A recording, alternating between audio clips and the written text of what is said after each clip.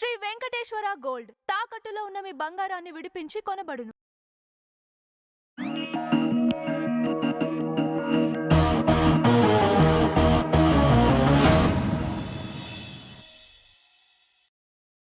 నమస్తే, welcome to our channel. ఈరోజు వచ్చేసి మన ముందు ప్రొడ్యూసర్ నట్టికుమార్ గారు ఉన్నారు. ఆయనతో మనం మాట్లాడాలి. సార్ నమస్తే సార్. సార్ ఇది ఒక 3-4 డేస్ నుంచి సినిమా వాళ్ళు వచ్చేసి మాకు జీతాలు పెంచాలి అని చెప్పేసి డిమాండ్ చేస్తున్నారు. సినిమాలు కూడా ఆపేశారు. సో కరెక్ట్ అనుకోవచ్చా, ఎట్లా ఏంటి సార్? కొన్ని షూటింగ్లు ఆగాయి, కొన్ని షూటింగ్లు జరుగుతున్నాయి. ఓకే, ఇది బంద్, పూర్తిగా బందా లేకపోతే అసంతృప్తి బందా అర్థం కావట్లేదు. ఓకే, లేనివాడు వచ్చి పెంచమని అడుగుతున్నాడు, అవును, అది సబబే. ఉన్నవాళ్ళు కడుపు నిండిన వాళ్ళు వచ్చి పని చేసుకుంటున్నారు. వాళ్ళ ఆకలితో పెట్టి వాళ్ళు పని చేసుకుంటూ వాళ్ళని బలిబసులు చేసేస్తున్నారు. అంటే ఫెడరేషన్ దగ్గర బంద్ కావాలి, మా రేటు పెంచాలి, మా రేటు పెంచకుండా బయటికి ఎవరు షూటింగ్కి వెళ్ళొద్దు అనేది ఒక నిర్ణయం తీసుకున్నారు. వాళ్ళు తప్పలేదు. వాళ్ళ కష్టానికి 3 నెలలు బట్టి వాళ్ళు అడిగిన దాన్ని ఏదో చేయలేదు, జరగలేదు, సంథింగ్ జరిగింది. ఓకే, అది కార్మికుడు తప్పు కాదు, నిర్మాతల తప్పు కూడా కాదు. ఓకే, మధ్యన నాయకులు ఎవరు ఉన్నారో నాయకులు 3 నెలలు బట్టి ఏం చేశారు అనేది ఒకటి. ఓకే, రెండోది, ఇక్కడ వాళ్ళ కార్మికులు దాంట్లో ఎవరైతే ఈ ఫెడరేషన్ నాయకులు ఉన్నారో వాళ్ళు 30% ఇచ్చి చేసుకోండి అని చెప్పి 10 అర్జెన్సీ ఉన్న సినిమాలకి ఏమో కొంతమంది షూటింగ్లు చేసుకోమనడం కూడా ఈ బంద్కు పసలేదు. ఓకే, ఎవరైతే నిజమైన ఒక దీనికోసం పోరాడుతున్నారో వాళ్ళ రేట్లు వేజెస్ కోసం పోరాడి న్యాయమైన కోరిక వాళ్ళు. అలాగని వీళ్ళు కూడా ఎంత ఇవ్వాలి, ఎంత ఇవ్వకూడదు, ఏం చెయ్యాలి అనేది నిర్మాతలది కూడా న్యాయమైన కోరికే. 2022లో జరిగిన ఫెడరేషను లెటర్లో 25% చిన్న సినిమాలకి మేము తగ్గించి చేస్తాము అని ఒక లెటర్ ఇచ్చారు వాళ్ళు. దాన్ని వాళ్ళ మీటింగ్లో ఏం చెప్పారంటే, ఆ 25% వాళ్ళు పెంచలేదు, తగ్గించలేదు కదా, మమ్మల్ని షూటింగ్లో ఇబ్బంది పెట్టారు కాబట్టి మేము మళ్ళీ 25% తగ్గించి, ఇప్పుడు కొత్త రేట్లు వచ్చినా పాత రేట్లు వచ్చినాక 25% తగ్గించమని అన్నారు. అయితే అది కరెక్ట్ కాదని అందరూ కలిపి ఒక ఇనానిమస్గా పాత రేటు ఏది ఉందో ఆ రేటుకి చిన్న సినిమా నిర్మాతలు చేయాలి, పెద్ద సినిమాలకు మీరు ఏ రేటు పెంచుకుంటారో పెంచుకోండి, కానీ ఏదైనా ఛాంబర్ త్రూ, కౌన్సిల్ త్రూనే మాట్లాడాలి. గిల్ట్ అనేది నాట్ రికగ్నైజ్డ్ బై, అంటే గిల్ట్ ఇక్కడ మేము రికగ్నైజ్ చేయలేదు, గిల్ట్ ఛాంబర్లో ఒక మెంబర్షిప్ కాదు కనుక 24 క్రాఫ్ట్స్ ఏదైతే ఉన్నాయో మీరు ఇక్కడ మెంబర్ కాబట్టి ఇదే మాట్లాడి వీళ్ళతోనే తేలాలి. 8 మంది తీసుకున్న నిర్ణయం కాదు, 100 మంది తీసుకున్న నిర్ణయమే ఛాంబర్ నిర్ణయం.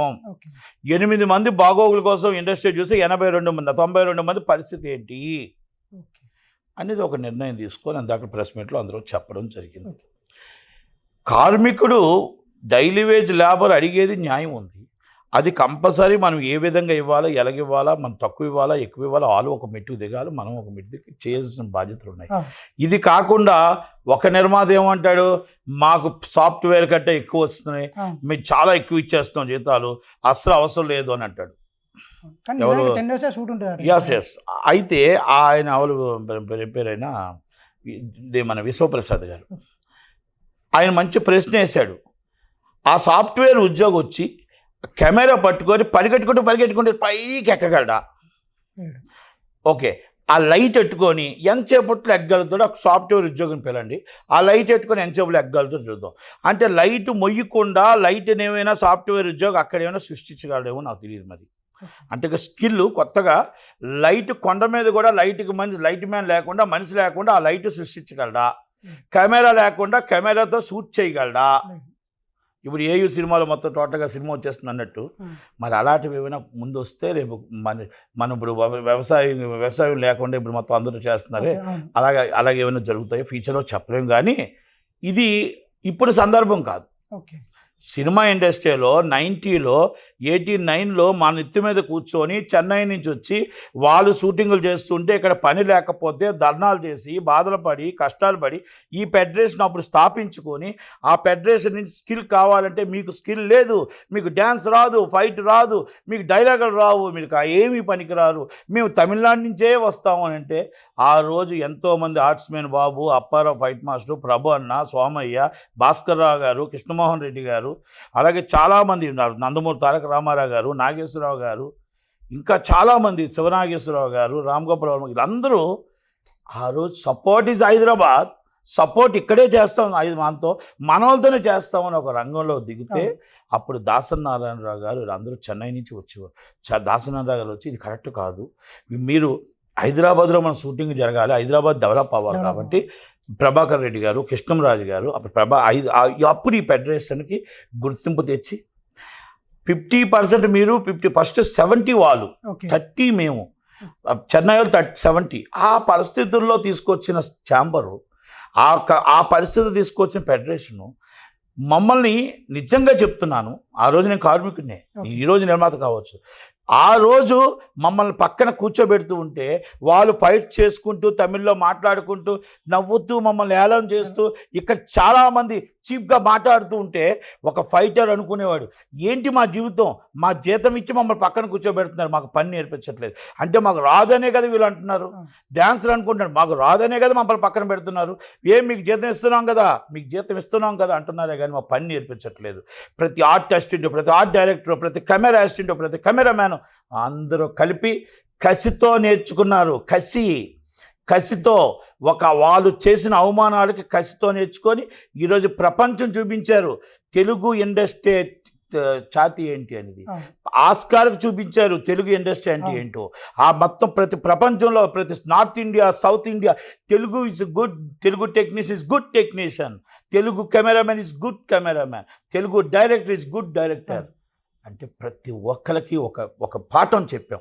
మరి ఆ పాఠం చెప్పే వాళ్ళని ఈరోజు వాళ్ళు రేటు అడిగారు, మన అన్నదమ్ములమే కదా, మన పిల్లలే కదా, వాళ్ళని కూర్చోబెట్టి మాట్లాడాలా, షూటింగ్ ఆపాలా? షూటింగ్ ఆపడం వాళ్ళ తప్పు, మీరు కరెక్ట్గా సమాధానం చెప్పబడం మీ తప్పు. ఇక్కడ నిర్మాతలు, కార్మికుడు కరెక్ట్గానే ఉన్నాడు, నాయకుల మధ్యన లోపాలు ఉన్నాయి, ఆ లోపాలే ఈ షూటింగ్ ఆపడం వల్ల వచ్చింది. మరి అంత స్కిల్ నేర్చుకున్న 35 సంవత్సరాలు ఉండి స్కిల్ నేర్చుకొని మన తెలుగు ఇండస్ట్రీని ఈరోజు తమిళ ఇండస్ట్రీని గడగడలాడించాం, నార్త్ ఇండియన్ గడగడలాడించాం, కేరళని, కర్ణాటక, ప్రపంచంలో గడగడలాడించిన తెలుగు ఇండస్ట్రీ మరి మళ్ళా ఇంకో స్కిల్ కావాలంటున్నారు కదా. ఎస్, స్టార్ట్ చేద్దాం, రెడీ 25th మళ్ళీ రెడీ చేద్దాం, కానీ అది అయ్యేదాకా ఈ స్కిల్ని నడిపిద్దాం. అప్పుడు మీరు అన్నారు కదా, కొండ మీద లైటును మనిషి లేకుండా లైట్ వెలిగిద్దాం, కొన్ని కెమెరా లేకుండా మనుషులను షూట్ చేద్దాం, అలాంటివి ఏవైనా సాఫ్ట్వేర్ ఉద్యోగులు విశ్వప్రసాద్ గారు కనిపెడితే చూద్దాం. అంటే నేను ఎందుకు చెప్తున్నానంటే ఎదుటి వారిని అవమానపరచొద్దు, కష్టపడేవారిని అవమానపరచొద్దు. డ్రైవర్ లేకుండా కారు వెళ్తుందా? మరి రోబోటిక్ ఏమైనా నిలబడతారని తెలియదు. ఉదయాన్నే డ్రైవర్ 4 గంటలకు వెళ్ళి హీరోయిన్ ఇంటికాడ నించుంటే, హీరో ఇంటికాడ నించుంటే, టెక్నీషియన్ ఇంటికాడ నించుంటే, ఆయన షూటింగ్ లొకేషన్కి వచ్చి రాత్రి 10 గంటల దాకా ఆయన బాధ్యతగా ఆడవాళ్ళని కానీ జెంట్స్ని కానీ అందరినీ బాధ్యతగా నిర్వహించేదే డ్రైవర్. ఉదయాన్నే 3:45కి లేచి 4 గంటలకు అందరికీ టీ ఇచ్చి మొత్తం టోటల్గా 6 గంటలకు సెట్లో కూర్చొని ప్రతి వాళ్ళకి టిఫిన్తో సైతం అన్నీ అరేంజ్ చేసి నిలబెట్టేదే ప్రొడక్షన్ బాయ్. మనం తినే తిండిని మొత్తం అందరినీ తీసుకొచ్చేబడితే ప్రొడక్షన్ బాయ్. ఉదయం లేకపోతే సెట్లో ఏం కావాలి, సెట్కి మొత్తం ఐటమ్స్ ఏం కావాలి, కలర్లు ఏం కావాలి, అంగు ఏం కావాలి, ఆర్భాటాలు ఏం కావాలి, ఆర్ట్ డైరెక్టర్ చెప్తే ఆర్ట్ అసిస్టెంట్ ఉదయం లేస్తే కష్టపడి దానికి మొత్తం గ్లాస్ ఉందా, గ్లాస్ లేదా, సీన్కి ఏముంది, ప్రతి సీన్ను పండించేవాడే art assistant and art director. ఇలాగ చెప్పుకుంటూ పోతే అందరికీ కూడా కెమెరా అసిస్టెంట్లు అవ్వచ్చు, సోమని ఇది డ్రైవర్లు అవ్వచ్చు, ఫైట్ మాస్టర్స్ అవ్వచ్చు, డ్యాన్స్ మాస్టర్స్ అవ్వచ్చు, డాన్సర్స్ అవ్వచ్చు, వీళ్ళందరికీ ఒక చరిత్రలు ఉన్నాయి. అందరం కలిపితేనే సినిమా బాగా వస్తుంది, అందరూ కూర్చుంటేనే సినిమా బాగా వస్తుంది. కనుక మనం వాళ్ళందరినీ కూర్చోబెట్టి వాళ్ళు ఎక్కువ అడుగుతుంటే తగ్గించి మాట్లాడదాం, వాళ్ళు కూర్చోబెట్టి మనం ఇలా చేద్దాం అని మాట్లాడదాం తప్ప మనం వాళ్ళందరినీ తీసేసి ఎవరిదన్నా చేసేసుకుంటాం షూటింగ్లు వాళ్ళతో చేసుకుంటే కరెక్ట్ కాదు అనేది నా ఉద్దేశం. సార్ ఇంకోటి సార్, ఇప్పుడు అగ్ర హీరోలు అందరూ కూడా దీంట్లో ఇన్వాల్వ్ అయ్యి అన్నింటి క్లియర్ చేయబోతున్నారు అని చెప్పేసి కూడా వార్తలు వస్తున్నాయి. నాకు అది తెలిసి చిరంజీవి గారు మాత్రం కలుస్తారు, చిరంజీవి గారిని కలిసి కష్టం చెప్పారు, బాధ చెప్పారు, ఆయన కూడా 4 రోజులు టైం చెప్పారు. 3 డేస్ టైంలో మీరు ఇమ్మీడియట్లీ అది రెక్టిఫై చేసుకోండి. కార్మికుడికి జీతం పెంచాలి, డైలీ వేజ్ లేబర్కి. అలాగని నిర్మాత ఇబ్బంది పడద్దు, చిన్న సినిమా నిర్మాతలతో మాట్లాడండి, వాళ్ళకి ఏ కష్టం ఉందో తీసుకోండి, వాళ్ళ కష్టాన్ని, పెద్ద నిర్మాత కష్టాన్ని, అలాగే కార్మికుల కష్టాన్ని తెలుసుకొని అన్నీ మనం సామరస్యంగా అయ్యేటట్టు చూడండి అనేది ఒకటి. రెండోది, ఒకవేళగా ఇన్ కేస్ మీరు చేయకపోతే నేను తీసుకుంటాను నిర్ణయం, ఆ రోజు నా డిసిషన్ చెప్తాను అని చెప్పాడు ఆయన. కనుక ఆయనే రావాలి, ఆయనే మాట్లాడాలి. ఎందుకంటే ఆయన మాట వినేవాళ్ళు ఎవరైనా ఉంటే టెక్నీషియన్ వింటాడు, కార్మికుడు వింటాడు, ప్రొడ్యూసర్స్ వింటారు, ఆయన మాటకి 100% విలువిస్తారు. Okay. కనుక ఆయనే మాట్లాడితే బాగుంటుందని ఉద్దేశం. ఎందుకంటే బాలకృష్ణ గారు ఏమన్నా బాలకృష్ణ గారు కూడా అంటే బాలకృష్ణ గారు ఎప్పుడు కూడా ఇలాంటి వాటిలో ఇన్వాల్వ్ కారు. ఆయన కూడా పిలిచి మాట్లాడతానంటే ఒక హీరోగా మాట్లాడగలుగుతారు కానీ ఓకే. ఎప్పుడు కూడా ఇలాంటి వాటిలో ఆయన ఎప్పుడు మీ దగ్గర కొంచెం చేసుకొని జాగ్రత్తగా సామరస్యంగా చేయమని చెప్తాడు తప్ప ఎప్పుడు ఇన్వాల్వ్ కారు. ఆయన షూటింగ్లో కూడా ఇన్వాల్వ్ కారు. ఓకే. ఆయన షూటింగ్ ఏదంటే అన్నారు డైరెక్టర్ ఏం చెప్పాడు అది షూటింగ్ చేస్తారు తప్ప సరెండర్ అయిపోతారు ఎప్పుడు ఇన్వాల్వ్ కాడు. చిరంజీవి గారు ఏంటంటే మనం ఆయన ఎందుకు చేస్తారు అంటున్నానంటే ఒక జగన్మోహన్ రెడ్డి అనే వ్యక్తి మన మీద కక్ష కట్టి కారల్స కట్టి మన మీద సినిమా ఇండస్ట్రీ బాగుండకూడదు, సినిమా ఇండస్ట్రీ రాకూడదు, ₹5 టికెట్ ₹35 టికెట్ పెడితే ఆ 35 టికెట్ని ₹5 టికెట్ని ₹150 ₹250 చేయించి చిన్న నిర్మాతని పెద్ద నిర్మాతని అందరినీ కాపాడి ఒక జీవో తీసుకురావడానికి ఎంత దాకా చేశాడో, ఎంత కష్టపడ్డాడో, ఎంత నిలబడ్డాడో, ఎంతోమందితో మాట్లాడాడో, జగన్మోహన్ రెడ్డి గారిని ఎలాగొప్పించాడో, చిన్న సినిమా నిర్మాతల్ని మమ్మల్ని ఎలాగొప్పించారో, అలాగే పెద్ద సినిమా నిర్మాతలను ఎలాగొప్పించారో, చాంప్ని ఎలాగొప్పించారో, అంతమంది హీరోలు ఎలా తీసుకెళ్లారో అది ఒక సామరస్యంగా చేసి R సినిమా అలాగే ఎన్నో సినిమాలకి ఆయన మొత్తం టోటల్గా ఒక పిల్లర్గా నిలబడి ఆయన చేసిన దానికి ఆయన దాంట్లో మీ స్టిల్ చూసాం. చూసిన తర్వాత అంటే ఎవరికి నొప్పించకుండా కష్టం తిరగకుండా అటు అందరినీ కరెక్ట్గా సామరస్యంగా చేసిన వ్యక్తి ఎవరు చిరంజీవి గారు చేశారు. కనుక ఇలాంటివి ఏమంటే ఆయనే చేయగలడు, ఆయన ఆలోచించగలడు, ఓపిక ఉంది, నేర్పరితనం ఉంది, ఆలోచన ఉంది, అన్నీ ఉన్నాయి, ఆవేశం లేదు. అంటే ఓపిక పడతారు ఆయన. చాలామంది పనికి వాళ్ళు తిరుగుతూ ఉంటారు, పనికి వాళ్ళు మాట్లాడుతూ ఉంటాడు, ఐ డోంట్ కేర్ అని వదిలేస్తుంటాడు. ఎందుకంటే ఆయనకి పని కావాలని చూస్తాడు, పని ముఖ్యమైన చూస్తాడు తప్ప ఎంతోమంది మాటలకు జవాబు ఇవ్వాలని చూడడు. కనుక అందుకే చిరంజీవి గారు దీనికి కరెక్ట్గా సరిపోతారు. ఆయనే వస్తే బాగుంటుంది.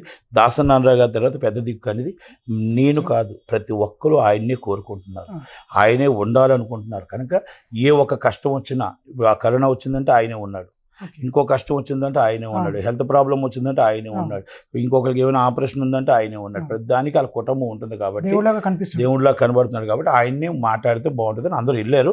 అందరూ ఆయన మాట జవదాటని చెప్పారు. కనుక ప్రాబ్లమ్ సాల్వ్ అవడానికి షార్ట్లీ 2 daysలో అయిపోద్దని నేను అనుకుంటున్నాను. Thank you sir.